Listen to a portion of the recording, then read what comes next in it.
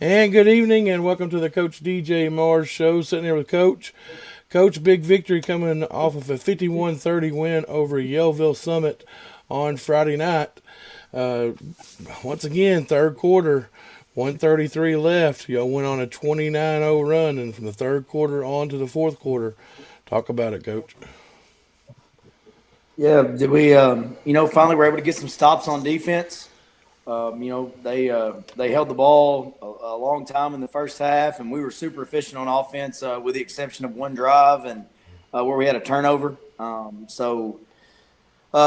were able to, score and keep us in the game. And then finally, defense, we were able to make some adjustments and get a couple stops and got an onside kick. So once again, kind of use special teams, like we did the week before to get it going, and then we were able to get a lead and then hold it there at the end. And I'd tell them, I guess, again for another week, we got to start better. But I love how they finish, and I love how they compete in the fourth quarter. Going to the coaches meeting with you this year, being a parent, your one thing you stressed was special teams, and Coach, it's proven it this year, is it not? Yeah, and I think it's a big difference in a lot of games. Even you don't look at you don't maybe have like a flashy kickoff return, or even like last week when Thacker blocked a punt and returned it. You don't look at things like that, but sometimes it's the smaller plays, not even the onside kicks. Newport, we were able to have a chance late there because we had a 31-yard punt return by Grayson right there that got us back inside the red zone again. Just from field goal blocks to anything that we can do. Like I said, we have a pretty good schedule, and we include special teams. We don't put just guys on there to put them on there. We put our best guys that can put us in a position to win the special teams battle every week, and it's helped us the past couple. All right, let's go over some stats. You had 210 yards receiving, 216 yards rushing, a balanced attack, 39 plays, 12 first downs, 426 total yards. Going over Jordan Moore-Payne, he was 9 of 45 on 9 rushes for 45 yards and a touchdown, 6 of 7 for 187 and a touchdown. Talk about the sophomore Jordan Moore-Payne. Yeah, 2 games in a row. He's really tightened up his game, cut out some turnovers. He ran the ball really well. He was really accurate in the passing game. Only had 1 incompletion. And, so I thought he did a really good job. We didn't get a lot of plays. We ran the ball really well. But when we did, and his 1 incompletion was technically on the jet sweep, that was a little high that they called a fumble.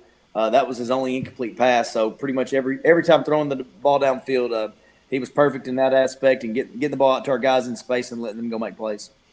Grayson Ely, 6 catches for 201 yards and a touchdown. You keep saying, get it to Grayson, get it to Grayson. Well, you got it to Grayson, didn't you? Yep, and he had 201 yards. So that's usually how that works.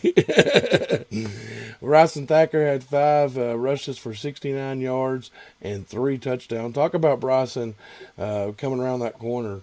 That is a beautiful play.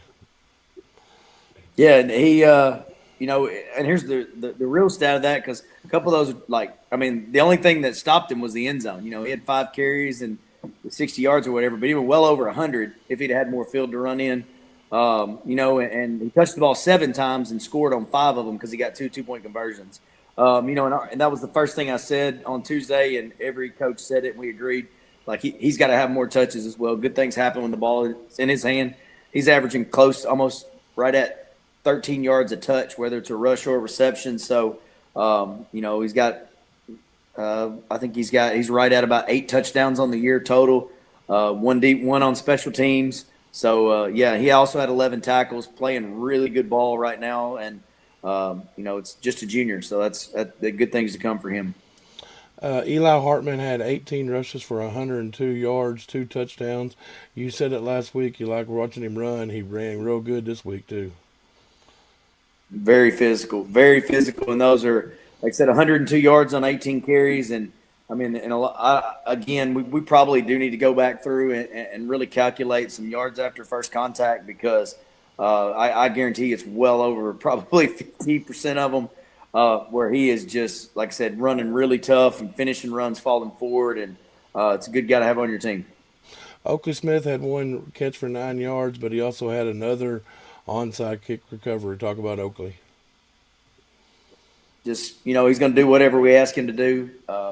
Onside kicks, come up and make tackles. And, defense, he didn't play just a huge role this week. He locked down. We had him locked on one guy. We knew they were going to take a shot and probably run it one or two plays where they throw it. So, he's the guy we trust there. At 5'5", 120 pounds, like I said, he's all heart and hustles. And, this is his senior year, and he's making the most of it, having a great year. And he's also gotten a lot more coverage. The first couple of games, he was our lead receiver and had 100 yards at Conway Christian. So, he's not getting they're just not holding him. Like he's getting a little bit more coverage and seeing some of that. And it's kind of fun to watch, a 5'5", 120-pound guy always have a safety over, or, them sometimes they'll widen their outside backer more than teams normally would just to put somebody in his face and cover him. Ethan Thurman come in for one series there where Jordan went down with the cramp. And the one pass he made was to Grayson Ely for 23 yards. Talk about that pass, how important that pass was. I think it was on a third down as well.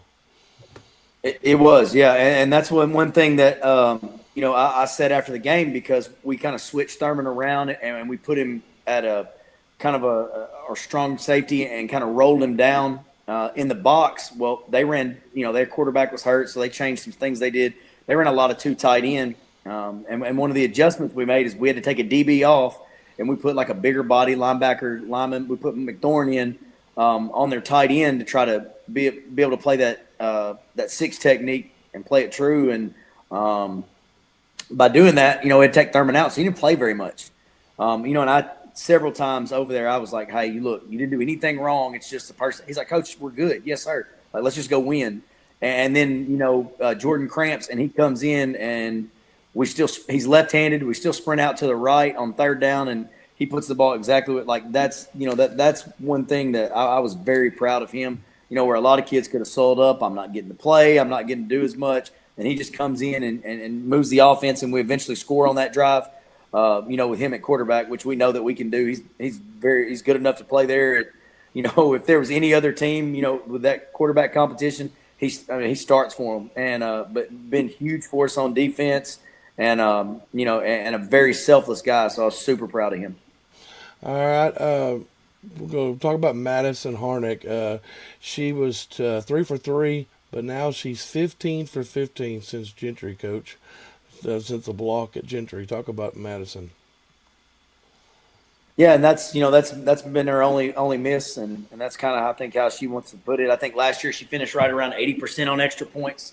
And I think this year, she should be up in the 90s, and next year, we're going to look for a perfect season out of her. She's getting way more comfortable, even, with some bad snaps and maybe the holder having to struggle to get it on the tee a little bit where we've just, scored a lot of points. You get a lot of opportunities to kick, and, she's done really well at adjusting and being consistent for us. All right, let's talk about that O-line. We've kind of kept them out. Our player of the week this week is Mr. Daniel Correz, and I believe he feasted this weekend. 14 pancakes, 8 tackles, and graded out at 90%.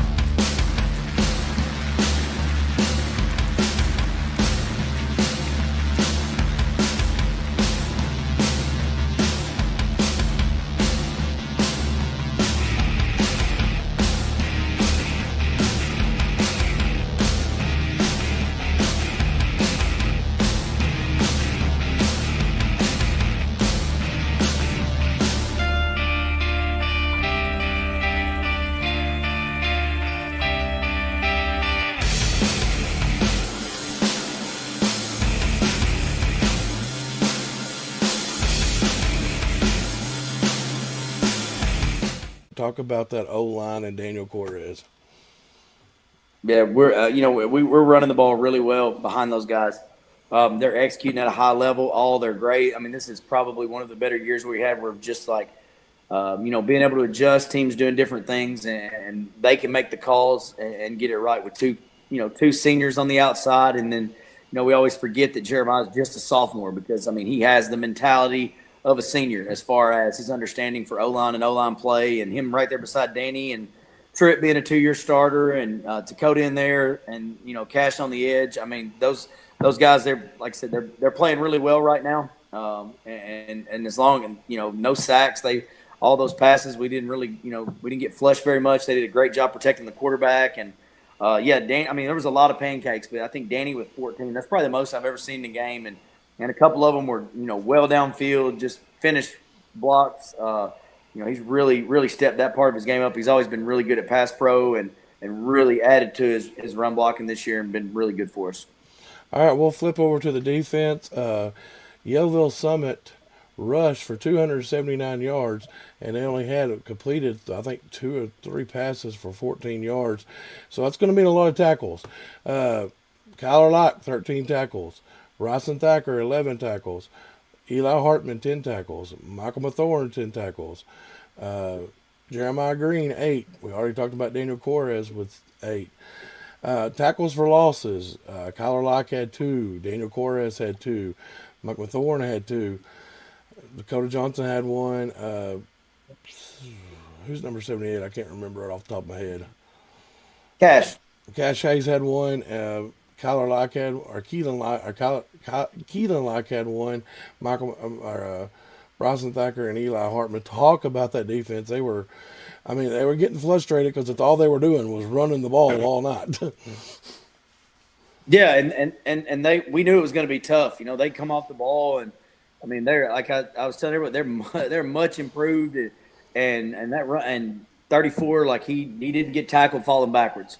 He finishes runs, and they run tough, and they get a lot of numbers. And we changed and checked, and we did everything we could, and then we'd have some times we didn't make plays. But they execute. When an offense like that's executing, and they're running forward and they're hitting quick, they don't get any penalties, no bad snaps. They don't make a mistake. Like it's hard to stop. And they hold on to the ball for a while, and your defense is out there for a long time. So a lot of tackles, and a lot of those are assisted tackles. Those are total numbers. We didn't have a lot of solos this week because they just didn't go down. With one tackle, one guy make a tackle and drop them. That just didn't happen that much this week because. Very physical and ran right at us and put us into some bad spots. But again, I was proud of our kids just because it can be demoralizing to keep getting run over and keep getting hit and having 4th and 4 and they get 4 1/4 and move the chains and have that happen a couple times and be on the field. It can get tough. But I was proud of our kids their mental toughness to stay out there and fight for 4 quarters. All right, let's switch our gears. We're going to Atkins, normally a traditional rich team. Coach Porter is kind of struggling up there. Talk about the Atkins Red Devils. Yeah, they're just young. Sophomore at quarterback, 2 sophomores at receiver, junior running back, and then I think 3 sophomores and a freshman on the offensive line. So, they were really talented in junior high last year, and they're getting better every week. That's going to happen when you have sophomores. They used to the old saying was, for every sophomore you start, that's a loss. And I think they start 11 sophomores, but they're getting better every week. Quarterback is a really good player. The running back, he runs tough and does a lot of good things. He was their quarterback last year, really tough kid. Again, the O-line, they're going to get better every week, just having so many sophomores and a freshman over there at right tackle. So, just kind of a young football team that, and I told our guys, like, it's dangerous because, don't look at their record. Don't look at how they played. Like those kids they won a lot in junior high, so they know how to win. And they're just eventually as sophomores, just like for our sophomores, maybe Jordan the past couple of weeks and Devin, like it's going to start clicking for them. And, we're going to have to be ready to probably be into another 4-quarter dogfight. Talk about the traditional rich up there at Atkins.